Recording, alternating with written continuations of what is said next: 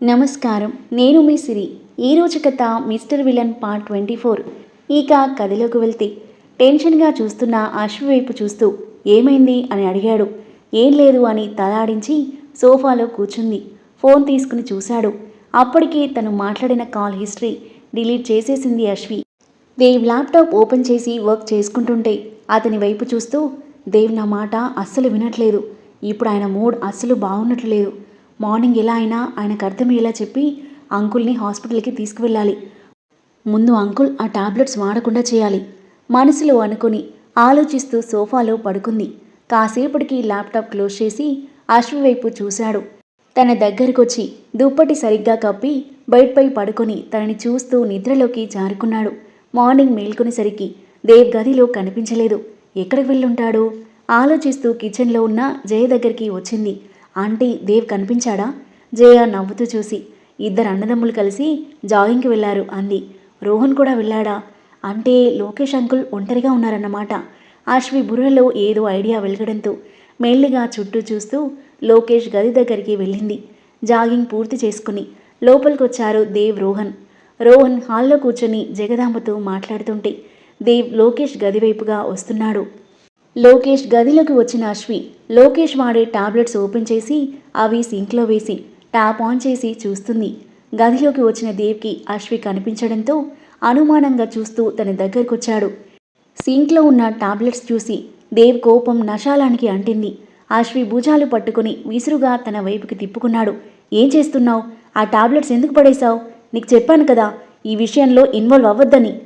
నీకు డాక్టర్ కంటే ఎక్కువ తెలుసా? గట్టిగా అరిచాడు. అవును, నాకు తెలుసు. నేను ఎక్స్పర్ట్ని.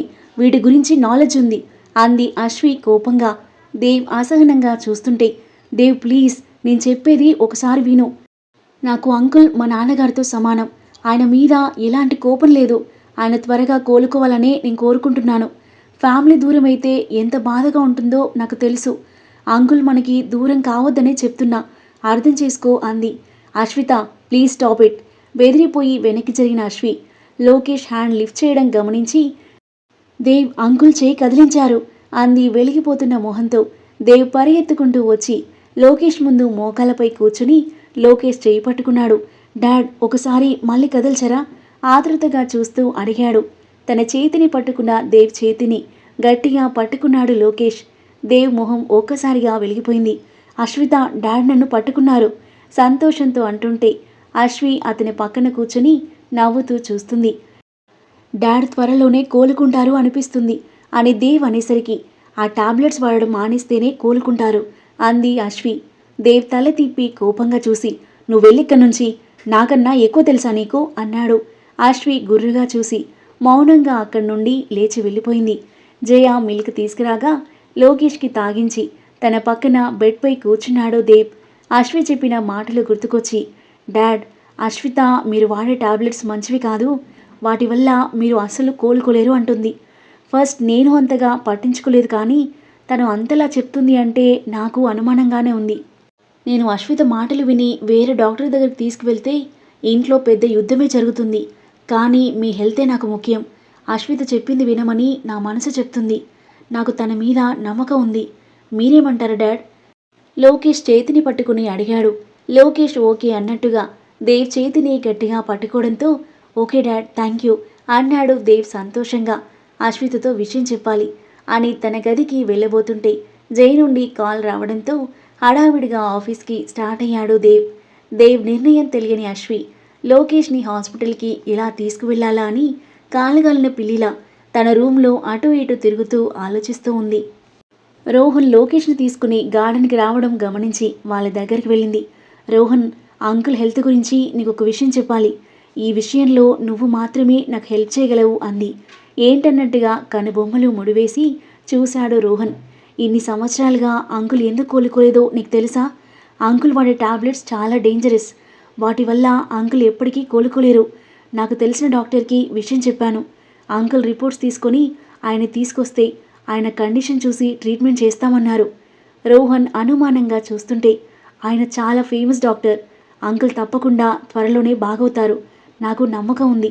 మీ అన్నయ్యకి చెప్పాను, కానీ ఆయన నా మాట వినడం లేదు. మీ నానమ్మ నన్ను కోపడుతుంది. ప్లీజ్ రోహన్, అంకుల్ హెల్త్ కోసం నువ్వైనా నా మాట విను అంది. రోహన్ అశ్వి వైపు తదేకంగా చూశాడు. అంతకుముందు రోజు అశ్వి అతనితో మాట్లాడిన మాటల ప్రభావం వల్లనో, అశ్వి కళ్ళలో కనిపించే నిజాయితీ వల్లనో అశ్విపై అతనికి నమ్మకం ఏర్పడింది. రోహన్ ఏం చెప్తాడా అని అశ్వి టెన్షన్గా చూస్తుంటే, సరే వెళ్దాం అన్నాడు Rohan. Thank you so much అంది అశ్వి నవ్వుతూ. ఇట్స్ ఓకే, నేను వెహికల్ తీసుకొస్తాను అని వెళ్ళాడు. అంకుల్ మీరు వరీ అవ్వకండి, మీరు త్వరలోనే మామూలు మనిషి అవుతారు అంది అశ్వి లోకేష్ చేతిని పట్టుకుని. డ్రైవర్ కార్ తీసుకుని రాగా లోకేష్ని ఫ్రంట్ సీట్లో కూర్చోబెట్టి అశ్వి రోహన్ వెనుక కూర్చున్నారు. డ్రైవర్ కార్ స్టార్ట్ చేయగా నిశ్చింతగా ఊపిరి తీసుకుంది అశ్వి. కాసేపటికి హాస్పిటల్కి చేరుకున్నారు. రిసెప్షన్లో కనుక్కొని నితిన్ క్యాబిన్ దగ్గరికి వెళ్ళింది అశ్వి. హాయ్ శ్విత. అశ్విని చూసి నవ్వుతూ బయటకొచ్చాడు నితిన్. హాయ్ సార్, ఎక్కడికి వెళ్ళిపోయావు? యూఎస్కి వెళ్తున్నావా అడిగాడు నవ్వుతూ. లేదు సార్, మ్యారేజ్ అయింది, ఇక్కడే కాలేజ్లో జాయిన్ అయ్యాను. పేషెంట్ మా మామయ్య గారు అంది. నీకు మ్యారేజ్ అయిందా? షాకింగ్గా చూశాడు నితిన్. అవును సార్, నువ్వు ఇంత పెద్ద షాక్ ఇస్తావని అస్సలు ఎక్స్పెక్ట్ చేయలేదు చిన్నగా నిట్టూర్చాడు. ఓకే, రిపోర్ట్ ఇవ్వు. అశ్వి దగ్గర రిపోర్ట్స్ తీసుకుని చూశాడు. రోహన్ లోకేష్ని తీసుకొచ్చాడు. మీరు ఇక్కడ వెయిట్ చేయండి, నేను ఆయన కండిషన్ చెక్ చేస్తాను. లోపలికి వెళ్ళాడు నితిన్. రోహన్ టెన్షన్గా చూస్తుంటే, రోహన్ నీకు ఎలాంటి భయం లేదు, సార్ని బ్లైండ్గా నమ్మొచ్చు అంది అశ్వి. జయ, లోకేష్ ఎక్కడా కనిపించడం లేదు అడిగింది జగదాంబ. రోహన్ బాబు తీసుకెళ్లారు మేడం. అశ్విత కూడా వెళ్ళింది తనతో అన్నాడు గోపాల్. ఏంటి, ఆ పాము వెళ్ళిందా? తనెందుకు వెళ్ళింది? నిన్నంతా టాబ్లెట్స్ మార్చాలి అని ఏదో గొడవ చేసింది. అది కుదరకపోవడంతో రోహన్కి మాయమాటలు చెప్పి నా కొడుకుని తీసుకెళ్ళుంటుంది. అప్పుడే విషయం చెప్పకుండా తీరిగ్గా చెప్తున్నావా? ఎక్కడికి వెళ్ళారో వెంటనే కనుక్కోండి అంది కోపంగా. ఎక్కడికి తీసుకువెళ్ళుంటుంది? సూరజ్ గుండెల్లో భయం మొదలైంది. ఏం జరిగింది నాని? అప్పుడే ఇంట్లోకి వస్తూ అడిగాడు దేవ్. నీ భార్య లోకేష్ను రోహన్ను ఎక్కడికో తీసుకువెళ్ళింది అంది. దేవ్ అయోమయంగా చూశాడు. హాస్పిటల్కి తీసుకెళ్ళుంటుంది. నేను చెప్పే వరకు ఆగచ్చు కదా, అన్నీ పిచ్చి పనులే చేస్తుంది తిట్టుకుంటూ రోహన్కి కాల్ చేశాడు. అన్నయ్య కాల్ చేస్తున్నాడు అని రోహన్ అనేసరికి కంగారుగా చూసింది అశ్వి. యూ డోంట్ వరీ, నేను మేనేజ్ చేస్తాను అంటూ ఫోన్ లిఫ్ట్ చేశాడు. హలో అన్నయ్య, ఎక్కడున్నారు సీరియస్గా అడిగాడు దేవ్. నిమ్స్ హాస్పిటల్లో ఉన్నాం. దేవ్ ఫోన్ పెట్టేసి కారులో స్టార్ట్ అయ్యాడు. దేవుడా, ఈ మిస్టర్ విలన్ నుండి నువ్వే నన్ను కాపాడాలి పైకి చూస్తూ మనసులో మొక్కుకుంది అశ్వి. కాసేపటికి దేవ్ లోపలికి రాగా అశ్వి బెదిరిపోయి చూస్తుంది. తన వైపు కోపంగా ఒక లుక్ ఇచ్చి రోహన్ వైపు తిరిగాడు దేవ్. ఇప్పుడే ఎగ్జామిన్ చేస్తున్నారన్నయ్య అన్నాడు రోహన్. ముగ్గురు చైర్స్లో కూర్చొని వెయిట్ చేస్తున్నారు.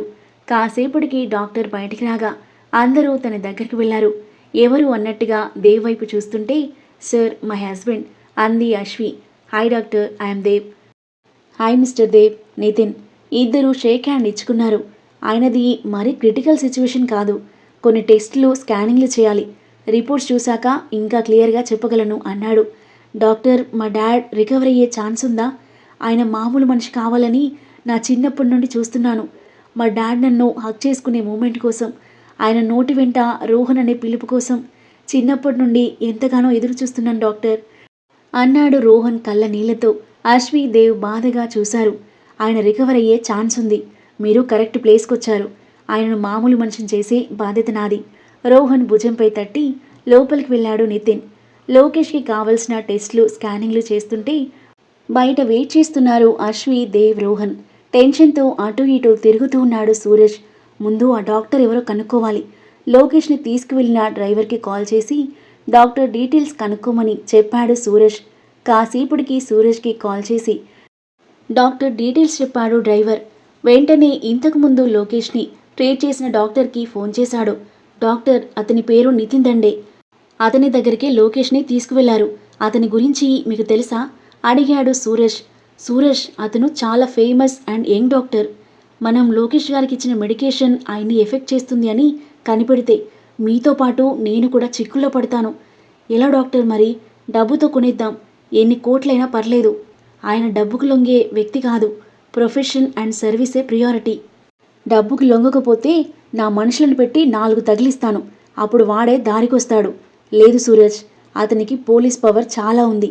అతన్ని టచ్ చేయాలని చూస్తే నువ్వే జైల్లో పడాల్సి వస్తుంది. వేరే ఏదైనా ఆలోచించు. మీ వల్ల నేను చిక్కుల్లో పడాల్సి వస్తుంది. నేను ముందిక్కడి నుండి ఎక్కడికైనా వెళ్ళాలి. కంగారుగా ఫోన్ పెట్టేశాడు డాక్టర్. ఎవడ్రా నువ్వు? ఎక్కడి నుండొచ్చావు? కోపంగా పళ్ళు నూరుతూ చైర్ పక్కకి విసిరేశాడు సూరజ్. తన క్యాబిన్లో లోకేష్ రిపోర్ట్స్ చూస్తున్నాడు నితిన్. ముగ్గురు ఏం చెప్తాడా అని అతని వైపే చూస్తున్నారు. మిస్టర్ దేవ్, మీ డాడ్ తప్పకుండా రికవరీ అవుతాడు అన్నాడు. మరి ఇన్నాళ్ళుగా ప్రొఫెషనల్ డాక్టర్తో ట్రీట్మెంట్ ఇప్పిస్తున్నా ఎందుకు ప్రోగ్రెస్ లేదు డాక్టర్? అడిగాడు దేవ్ అనుమానంగా చూస్తూ. ఇక్కడ మీకు ఒక ముఖ్యమైన విషయం చెప్పాలి. ఇన్నాళ్ళుగా ఆయన వాడే టాబ్లెట్స్ ఆయన డెవలప్మెంట్ని స్టాప్ చేస్తాయి. వాటి వల్ల చాలా సైడ్ ఎఫెక్ట్స్ కూడా ఉన్నాయి. అందుకే రికవర్ అయ్యే ఛాన్స్ ఉండి కూడా ఇన్నాళ్ళుగా ఆయన అలాగే ఉన్నారు.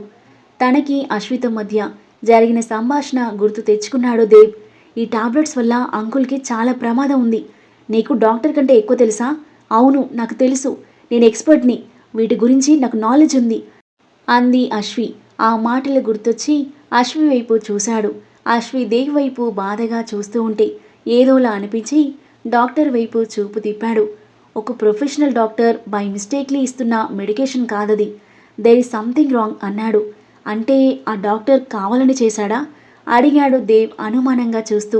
ఎస్ అని నితిన్ తల ఆడించగా, షిట్ డాక్టర్ అని కోపంగా లేచి టేబుల్పై బలంగా చేతితో కొట్టి ఆవేశంగా బయటికి వెళ్ళాడు దేవ్. ఓ మై గాడ్, ఆయన డాక్టర్ని ఏమైనా చేస్తారా ఏంటి? అశ్వి దేవ్ వెనకాల ఫాస్ట్గా బయటికి రాగా రోహన్ తన వెనకే వచ్చాడు. దేవ్ స్టాప్ అని అతనికి అడ్డుగా నిలబడింది అశ్వి. రోహన్, డాడ్ని ఇంటికి తీసుకువెళ్ళు. ఓకే అన్నయ్య. రోహన్, నితిన్ సార్ అంకుల్ గురించి చెప్పేది జాగ్రత్తగా విను. ఇంటికి వెళ్ళాక మనం మాట్లాడుకుందాం అంది అశ్వి. ఓకే అని రోహన్ లోపలికి వెళ్ళాడు. దేవ్ వెళ్ళబోతుంటే అతనికి అడ్డుగా నిలబడింది. దేవ్, డాక్టర్ దగ్గరికి వెళ్తున్నావా? నేను కూడా నీతో వస్తాను. నీకు అవసరం లేదు, నువ్వు వెళ్ళింటికి. లేదు దేవ్, ఈ సిచ్యువేషన్లో నేను ఒంటరిగా నేను వదల్లేను. నేను వస్తాను అంది దేవ్తో పాటు నడుస్తూ. ఇద్దరూ కారులో స్టార్ట్ అయ్యారు. రోహన్ నుండి కాల్ రావడంతో లిఫ్ట్ చేసింది జగదాంబ. అత్త, స్పీకర్ పెట్టు పక్కనే ఉన్న సూరజ్ అనడంతో స్పీకర్ ఆన్ చేసింది. గ్రాండ్మా, ఒక పెద్ద న్యూస్. ఆ పాత డాక్టర్ డాడ్కి రాంగ్ ట్రీట్మెంట్ ఇచ్చాడు. దానివల్లే డాడ్ బాగవలేదు. అన్నయ్య ఆ డాక్టర్ దగ్గరికి వెళ్ళాడు. ఆ మాటలు విని గతుకుమన్నాడు సూరజ్. ఆ డాక్టర్ అలా ఇలా చేశాడు? షాకింగ్గా అంది జగదాంబ. అదే అర్థం కావట్లేదు గ్రాండ్మా. ఇంటికొచ్చాక అన్నీ వివరంగా చెప్తాను.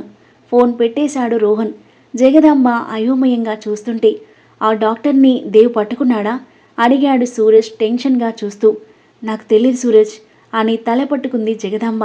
సూరజ్ కంగారుగా పక్కకొచ్చి డాక్టర్కి కాల్ చేశాడు. విఘ్నేష్, దేవ్కి నిజం తెలిసిపోయింది. నీ దగ్గరికి వచ్చాడు అన్నాడు. Oh my god, urgent surgery ఉండడం వల్ల నేను ఇంకా హాస్పిటల్లోనే ఉన్నాను. దేవ్ నన్ను చంపేస్తాడు. నన్ను రోడ్డు మీద పడేస్తాడు. ఏదో ఒకటి చేయి సూరజ్, లేదంటే నీకు కూడా పెద్ద ప్రాబ్లం అవుతుంది అన్నాడు విఘ్నేష్. ముందు నువ్వెక్కడికైనా వెళ్ళు. నీకు కావలసినంత డబ్బు నేను పంపిస్తాను.